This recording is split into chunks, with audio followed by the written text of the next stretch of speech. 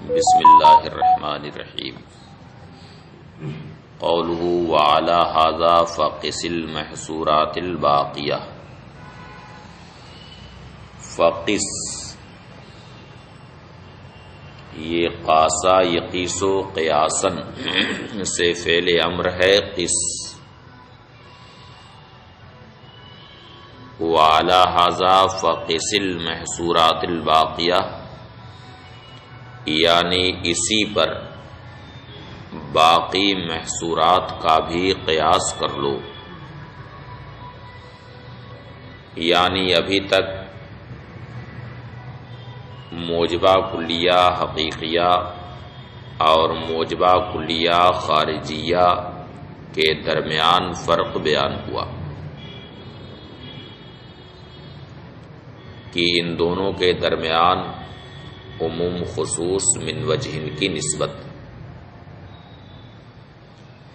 اب اسی پر باقی محصورات یعنی موجبہ جزیہ حقیقیہ اور موجبہ جزیہ خارجیہ، اسی طرح سے سالبہ کلیہ حقیقیہ، سالبہ کلیہ خارجیہ، سالبہ جزیہ حقیقیہ اور سالبہ جزیہ خارجیہ کا قیاس کر لو، یعنی ان کے درمیان بھی فرق کا اندازہ اسی سے کر لیجیے، کیونکہ کوئی ایک مثال جب واضح کر دی جاتی ہے تو باقی مثالوں کو بھی اسی سے سمجھ لینا چاہیے۔ اس لیے مصنف کہتے ہیں کہ اسی پر باقی محصورات کا بھی قیاس کر لو،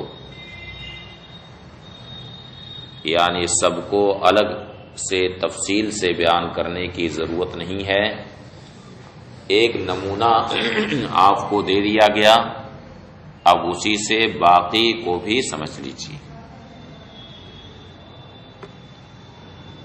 اب جیسے کسی دکان کا مال سمجھنا ہو کہ اس کا مال کیسا ہوتا ہے،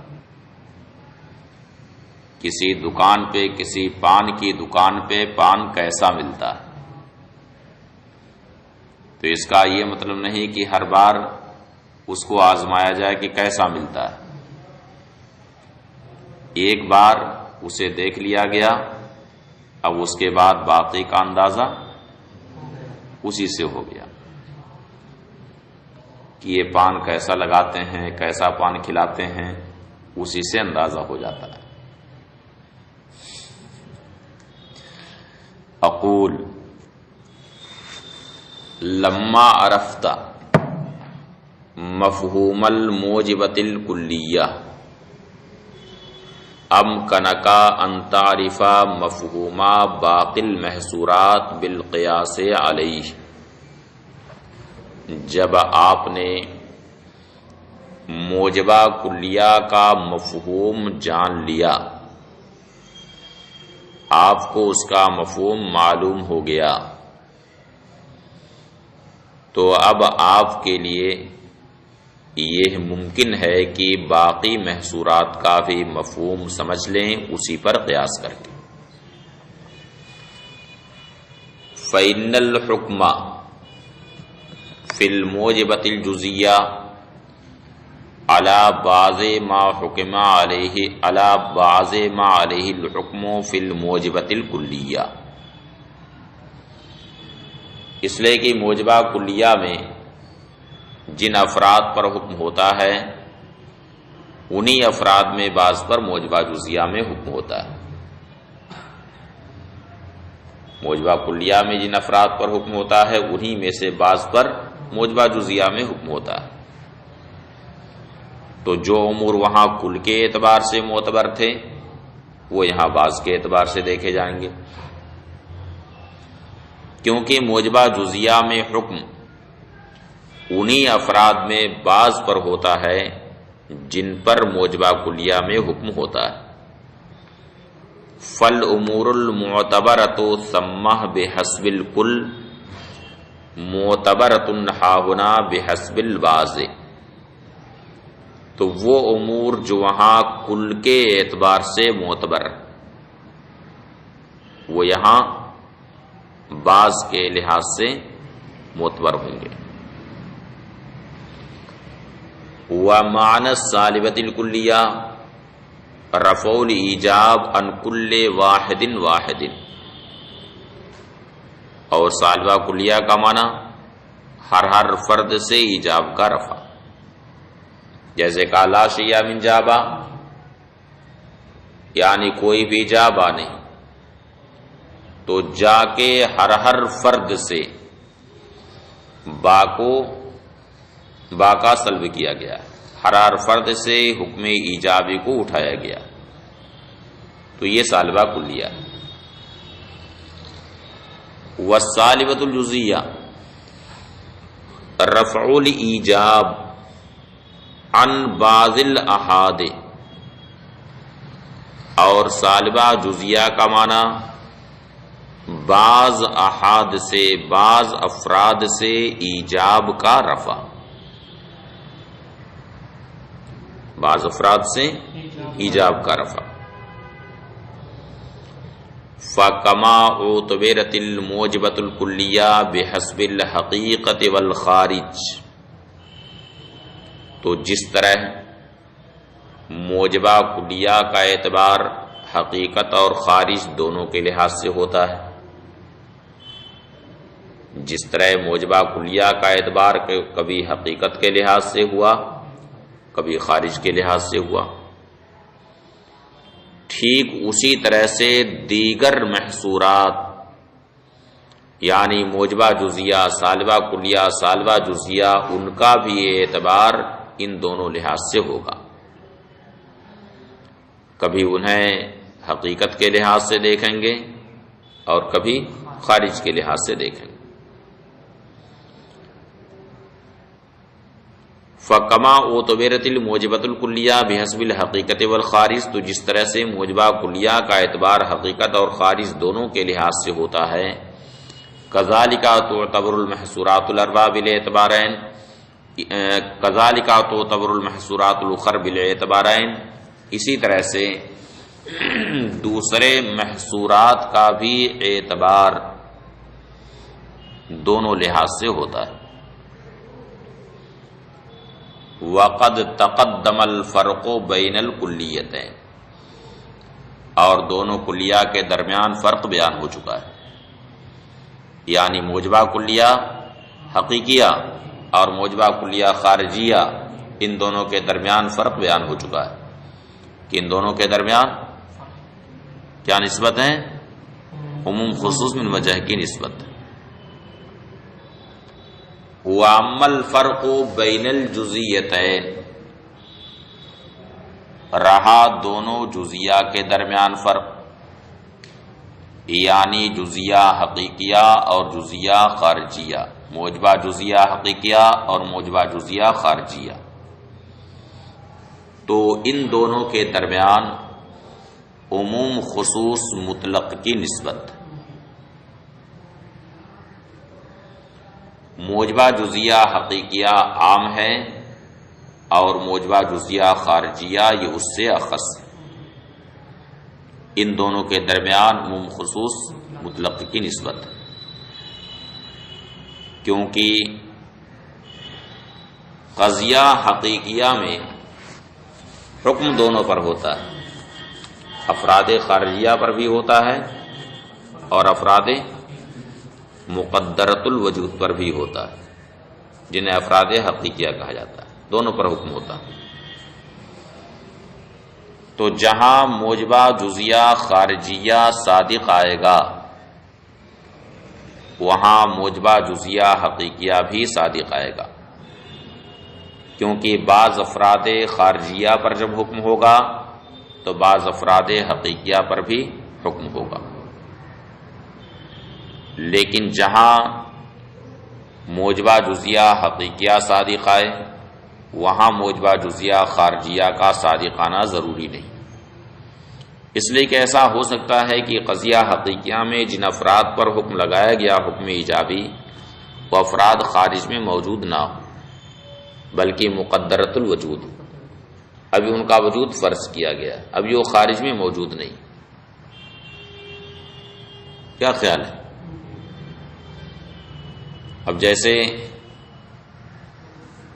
ایک شخص ہے جو غیر شادی شدہ ہے، یا شادی شدہ ہے بھی بچے نہیں ہیں اس کے، تو اب کہا جائے کہ آپ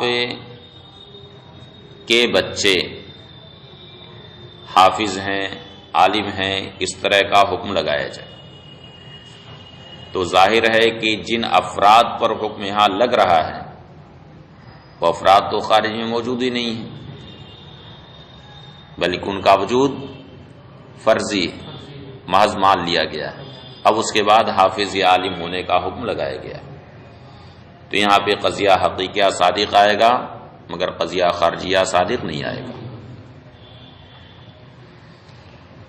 اما الفرق بین الجزئیتین، رہا دو جزیہ کے درمیان فرق، فہو ان الجزئیۃ الحقیقیہ عام مطلقا من الخارجیہ، وہ فرق یہ ہے کہ جزیہ حقیقیہ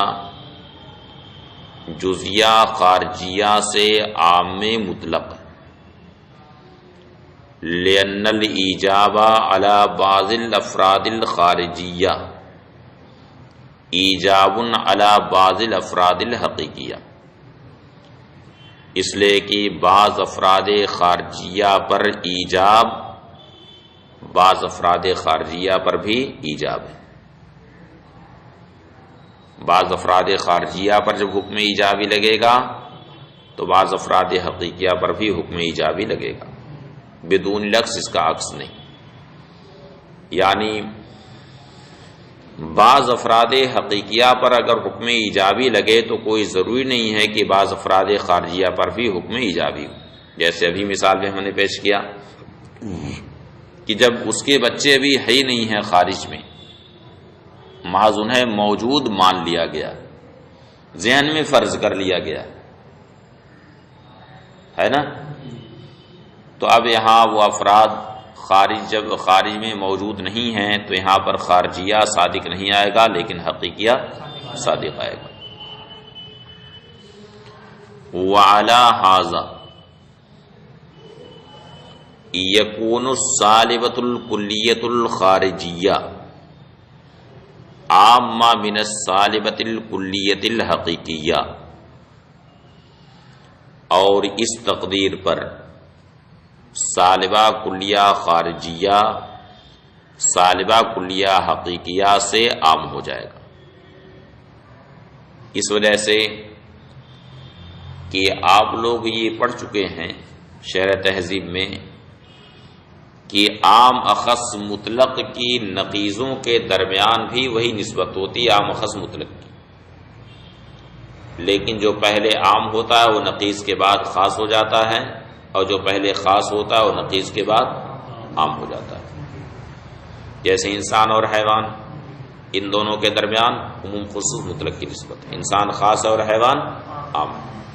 ہر انسان حیوان ہے لیکن ہر حیوان انسان نہیں. اب دونوں کی نقیض لا جائے یعنی لا انسان لا حیوان.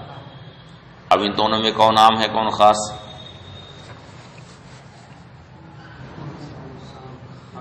لا انسان اور لا حیوان، ان دونوں میں کون عام ہے کون خاص؟ انسان نے لا انسان اور لا حیوان، ان دونوں میں کون خاص ہے کون عام؟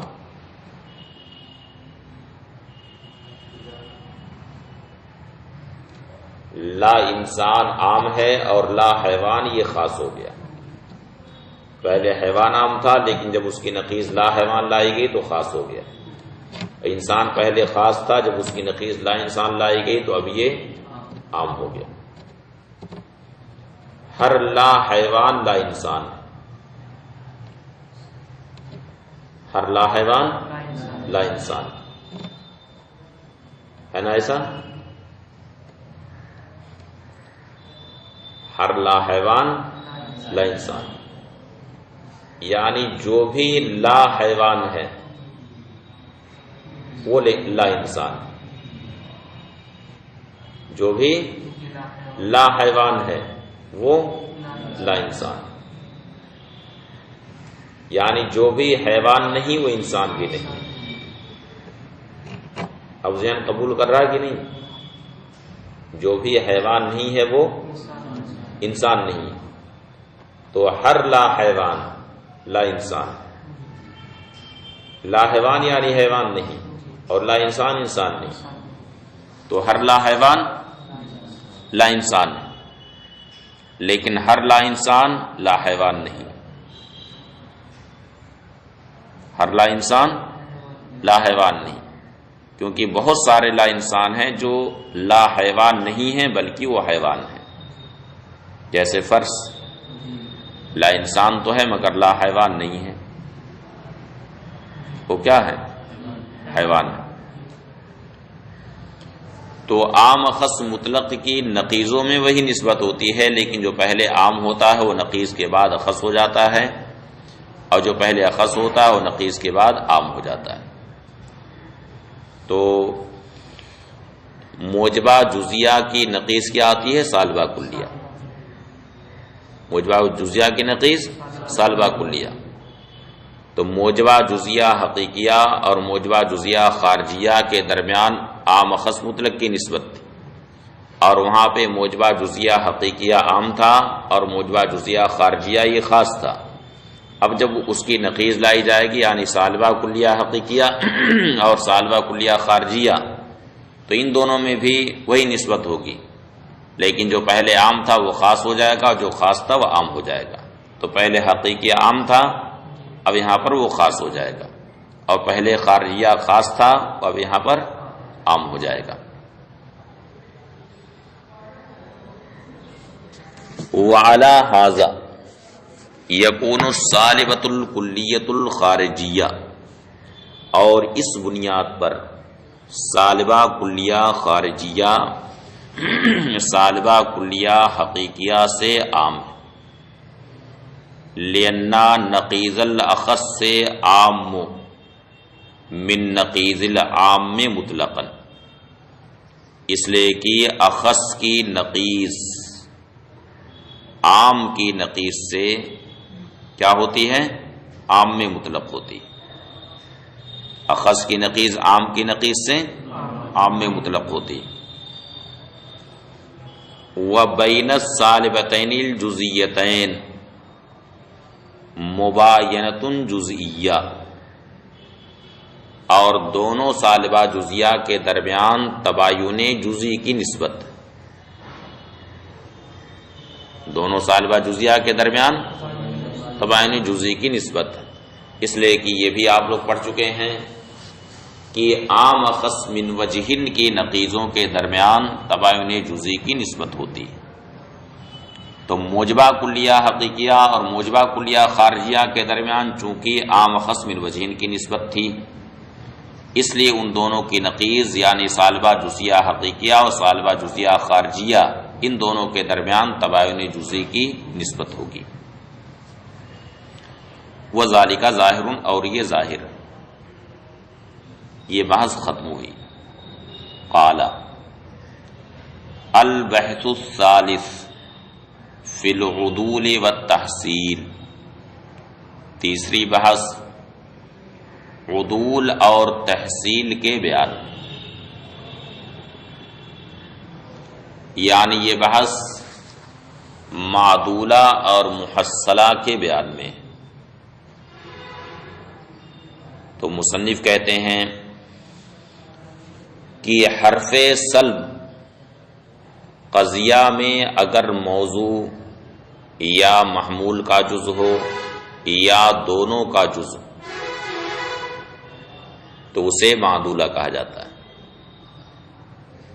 قضیہ میں حرف سلب اگر موضوع کا جز ہو یا محمول کا جز ہو یا دونوں کا جز ہو تو اسے معدولہ کہا جاتا ہے، اور اگر کسی کا جز نہ ہو، نہ موضوع کا نہ محمول کا، تو اسے محصلہ کہا جاتا ہے۔ سمجھ میں آیا؟ اب اگر حرف سلب موضوع کا جز ہے تو اسے معدولۃ الموضوع کہتے ہیں، اور اگر محمول کا جز ہے تو اسے معدولۃ المحمول کہا جاتا ہے، اور اگر دونوں کا جز ہے، موضوع کا بھی جز ہے محمول کا بھی جز ہے، تو اسے معدولۃ الطرفین کہا جاتا ہے۔ قال البحث الثالث فی العدول والتحصیل، تیسری بحث عدول اور تحصیل کے بیان میں۔ حرف السلب ان کانا جزءا من الموضوع، حرف سلب اگر موضوع کا جز ہو، کا قولنا جیسے کہ ہمارا قول اللہ حی جماد، لا حی جماد ہے، لا حی جماد، لا حی کا مطلب جو زندہ نہیں، جس میں حیات نہیں، وہ جماد ہے، جیسے پتھر۔ تو اللہ حی جماد میں لا حرف سلب ہے، یہ موضوع کا جز ہے نا جز۔ او من المحمول یا محمول کا جز ہو، کا قولنا جیسے کہ ہمارا قول الجماد لا عالم، جماد لا عالم ہے، تو لا عالم میں لا یہ محمول کا جز بن گیا ہے۔ او منہما جمعین یا دونوں کا جز ہو، یعنی موضوع اور محمول دونوں کا جز ہو، سمیت القضیۃ معدولہ، تو اس قضیہ کا نام معدولہ رکھا جاتا ہے۔ اب اگر موضوع کا جز ہے تو اسے معدولۃ الموضوع کہہ دیں گے، محمول کا جز ہے تو اسے معدولۃ المحمول کہہ دیں گے، اور دونوں کا جز ہے تو معدولۃ الطرفین کہہ دیں گے۔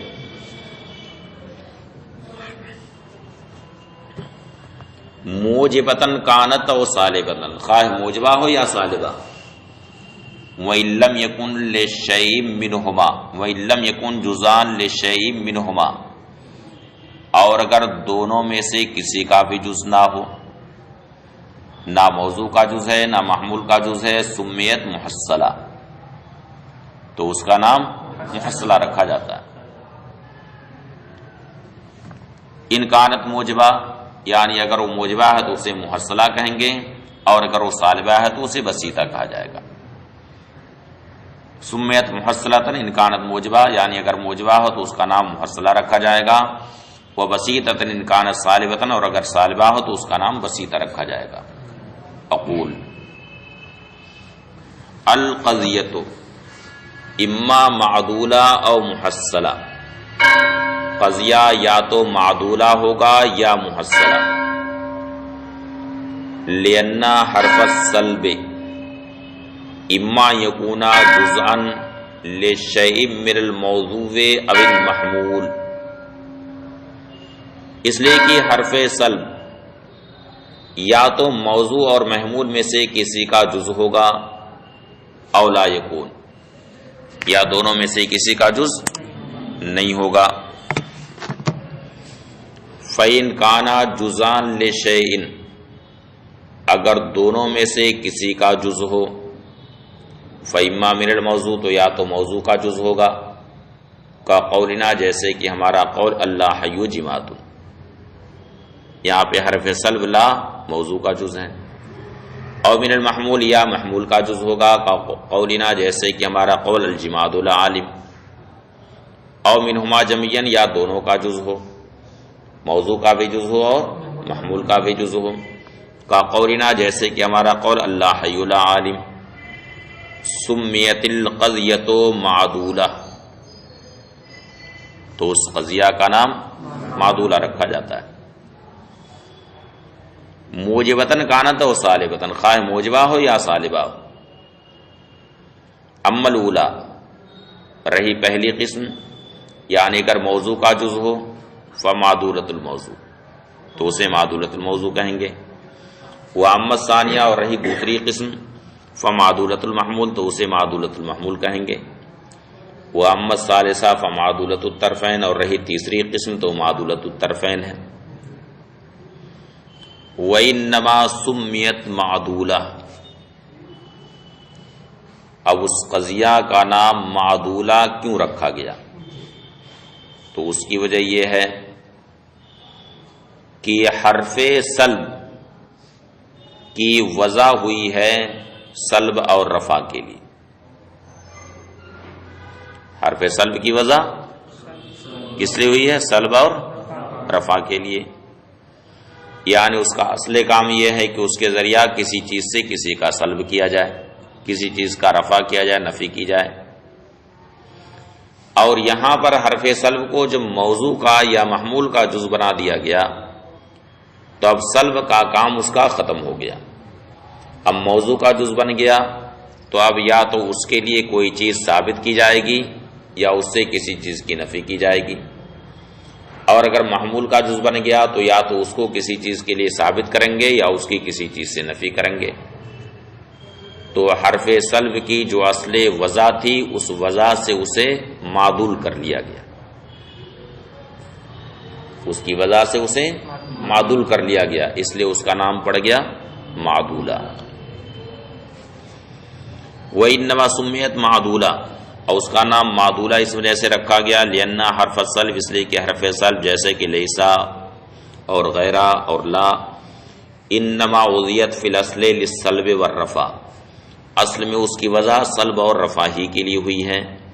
فَإِذَا جُعِلَ مَعَ غَيْرِهِ كَشَيْءٍ وَاحِدٍ، تو جب اسے کسی غیر کے ساتھ شیء واحد کی طرح سے کر لیا جائے، یثبت له شیء او هو لشیء آخر، تب اس کے لیے یا تو کوئی چیز ثابت ہوگی یا خود اس کا ثبوت کسی دوسری شے کے لیے ہوگا، اور یسلب عنہ، یا خود اس سے کسی چیز کا سلب ہوگا، او هو عن شیء، یا خود اس کا سلب کسی چیز سے ہوگا، او هو عن شیء آخر، یا خود اس کا سلب کسی دوسری شے سے ہوگا. فقد عدل به عن موضوعه الاصلی الى غیرہ، تو اب حرف سلب کو اس کے موضوع اصلی سے غیر کی طرف معدول کر لیا گیا. اصل میں اس کی وضع جس کام کے لیے ہوئی تھی اس سے معدول کر لیا گیا، اس لیے اس کا نام پڑ گیا معدولہ. اب سوال یہ پیدا ہوتا ہے کہ مصنف نے معدولۃ الموضوع اور معدولۃ المحمول کی مثال پیش کی.